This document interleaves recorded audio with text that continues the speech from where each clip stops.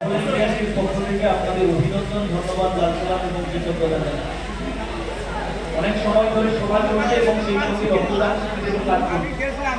আমি শুরুতেই আমাদের জেলার রেড ভলেন্টিয়ার্সের পক্ষ থেকে রেড ভলেন্টিয়ার্সের এই টিমকে বাড়তি অভিনন্দন জানাচ্ছি এবং ধন্যবাদ জানাচ্ছি। এই প্রকট আবহাওয়ার ফলে গোটা পূর্ব মেদিনীপুর জেলা জুড়ে যে রক্তের ভয়ঙ্কর সংকট তৈরি হয়েছে, প্রচন্ড ভাবে রক্তের প্রয়োজন, কিন্তু কোথাও কোনো জায়গায় সেইভাবে এই সময় রক্তদান শিবিরগুলো সংগঠিত হচ্ছে না। সেই সময় একটা এরকম মহৎ উদ্যোগ গ্রহণ করেছেন, তার জন্য আপনাদের বাড়তি অভিনন্দন জানাচ্ছি আপনাদেরকে। এই কারণে আপনারা যারা তমলুকের মানুষ আপনারা জানেন এবং এখানেও যারা উপস্থিত হয়েছেন আপনারা জানেন যে আমাদের এই পূর্ব মেদিনীপুর জেলাতে প্রায় ৩৫০০-এরও বেশি থ্যালাসেমিয়ায় আক্রান্ত পেশেন্ট রয়েছে, যাদের প্রত্যেক দিন প্রত্যেক মুহূর্তে রক্তের প্রয়োজন। প্রায় ৩০০০-এর বেশি ব্লাড ক্যান্সারে আক্রান্ত পেশেন্ট রয়েছেন, যাদের রক্তের প্রয়োজন হয়। আমরা বিভিন্ন ভাবে এই রক্তদান শিবিরগুলোর মধ্যে দিয়ে এই রক্তের যে প্রয়োজনীয়তা সেটাকেও আমরা পূরণ করবার চেষ্টা করি। আর দ্বিতীয় কথা, যখন রেড ভলেন্টিয়ার্সের কথা এসেছে, একটা চরম সংকটের সময়, ছোট্ট একটা ভাইরাস যাকে কেউ দেখতে পাচ্ছিলাম না, সে যখন গোটা পৃথিবীকে আতঙ্কিত করেছিল। আপনি একবার ভেবে দেখুন, যখন আপনার নিকট আত্মীয় আপনার থেকে কাছে আসছিল না, এমনকি স্বামী তার স্ত্রীর পাশেও আসছে না, এমন একটা পরিস্থিতি তৈরি হয়েছে, ছেলে মেয়েরা বাবা মার পাশে যাচ্ছে না।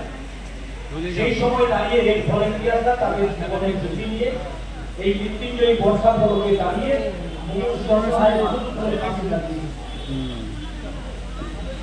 কারণ কাঁধে করে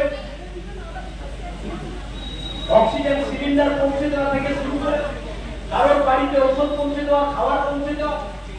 যখন মানুষের রুটির সংকট তৈরি হয়েছে, খাস করে এই লকডাউন চলছে, সেই সময় তাদের পাশে খাবার পৌঁছে দেওয়া, তার পরিবারের পাশে থাকা।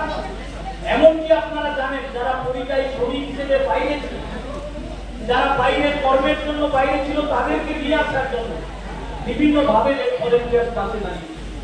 এবং সে কারণেই আমরা দেখেছি আমাদের জেলাতে রেড ভলেন্টিয়ার্সের ক্ষেত্রে দল মত বর্ণ নির্বিশেষে, কি তৃণমূল, কি বিজেপি, কি সিপিএম, কি কংগ্রেস, বিভিন্ন স্তরের মানুষ আমাদের পাশে এসে দাঁড়িয়েছে।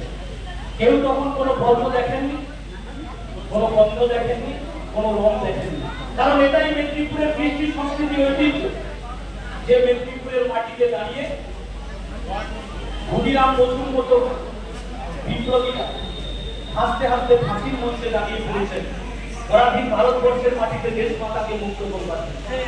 এই মেদিনীপুরের মাটি তো সেই মাটি ৪২-এ যখন গোটা দেশ জুড়ে ব্রিটিশ সাম্রাজ্যবাদ দাপিয়ে বেড়াচ্ছে, সেই পরাধীন ভারতবর্ষের মাটিতে প্রথম স্বাধীন রাষ্ট্র গড়ে তোলবার পরিকল্পনা গ্রহণ করেছে, তার নেতৃত্ব দ্বারা এই অজয় মুখার্জি থেকে সুশীল দ্বারা থেকে শুরু করে জ্যোতিষ সামন্ত। এই মেদিনীপুরের মাটি আমরা তাদের জন্য গর্ববোধ করি, যে মা মাতঙ্গিনী হাতে বুকে গুলি লাগার পরও জাতীয় পতাকা মাটিতে ফেলে দেয়। আমরা সেই মেদিনীপুরের মানুষ, যে মেদিনীপুরে দাঁড়িয়ে ধীরেন্দ্র সামন্ত, যাকে আমরা দেশপ্রাণ হিসেবে চিনি, তিনি বলেছিলেন মৃত্যুর পর যেন আমাকে দাঁড়িয়ে দাও করানো হয়, অর্থাৎ মৃত্যুর পর যারা মাথা হয়নি, সেই মেদিনীপুরের মাটিতে দাঁড়িয়ে আমরা এই রেড ভলেন্টিয়ার্সকে পরিচালনা করবার ক্ষেত্রে বহু মানুষকে আমরা পাশে পেয়েছি, বহু মানুষকে পাশে পেয়েছি, বহু মুক্তমনা মানুষ, স্বাধীন চেতা মানুষ, যারা আমাদের পাশে এসে দাঁড়িয়েছেন, এই রেড ভলেন্টিয়ারকে এগিয়ে নিয়ে যাওয়ার জন্য উৎসাহ দিয়েছেন। আমরাও তাদেরকে ধন্যবাদ জানাচ্ছি। এখানে এই রক্তদান শিবিরকে সংগঠিত করবার জন্য এই এলাকার বিভিন্ন স্তরের ব্যবসায়ী থেকে আমাদের শুভাকাঙ্ক্ষী থেকে শুরু করে যারা আমাদের পাশে দাঁড়িয়েছেন, বিভিন্ন ভাবে আমাদের সহযোগিতা করেছেন, আমরা তাদেরকেও কৃতজ্ঞতা জানাচ্ছি। আর এই সঙ্গে সঙ্গে এই রক্তদান শিবির করে বহু প্রগতিশীল মানুষের একসঙ্গে জড়ো হওয়া, আর সেই রক্তদান শিবিরের মধ্যে দিয়ে আমরা এটা বিশ্বাস করি, নানা ধর্ম, নানা জাত, নানা বর্ণ একসঙ্গে মিলেমিশে একাকার হয়ে যায়। একজন অসহায় মনুষ্য মানুষ, তার যখন রক্তের প্রয়োজন হয়, তখন ডাক্তার বাবুরা পরীক্ষা করে দেখে না রক্তের জাত কি, হিন্দু না মুসলমান, খ্রিস্টানরা জয়ী, কারণ রক্তের গ্রুপের পরীক্ষা হয়, রক্তের গ্রুপ এ না এ পজিটিভ, বি না বি নেগেটিভ।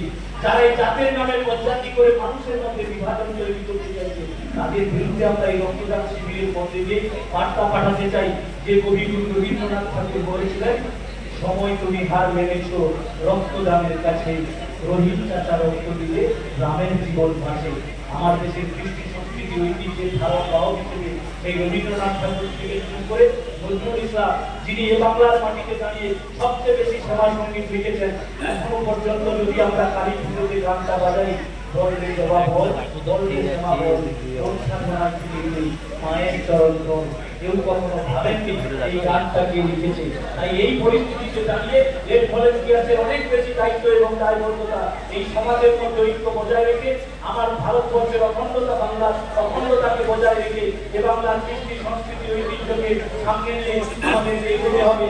আর এই রক্তদান শিবিরের মধ্যে দিয়ে আমরা সর্বস্তরের মানুষকে ঐক্যবদ্ধ করবার মধ্যে দিয়ে আমরা বিশ্বাস করি এই লড়াইতে আমরা সামনের দিকে এগোবো। আমরা এই এলাকার সর্বস্তরের মানুষের কাছে আহ্বান জানাই, এই এলাকার তৃণমূল, বিজেপি, সিপিএম, কংগ্রেস যাদের কাছে আমাদের মাইকের আওয়াজ পৌঁছচ্ছে, এই যে একটা রক্তদান শিবির, যে কোনো সময় আপনাদের রক্তের প্রয়োজন হলে আপনারা আমাদের কাছে আসুন।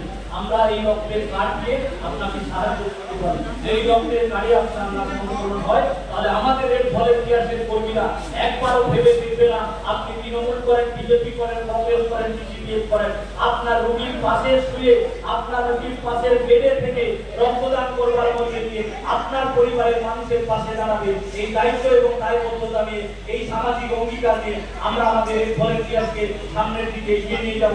আপনারা শুভাকাঙ্ক্ষী হিসেবে, বন্ধু হিসেবে আপনারা আমাদের পাশে থাকবেন, আশীর্বাদ করবেন, দোয়া করবেন। এই আশা প্রত্যাশা রেখে আপনাদের ধন্যবাদ, অভিনন্দন, কৃতজ্ঞতা জানিয়ে আমার কথা শেষ করছি। সবাইকে ধন্যবাদ।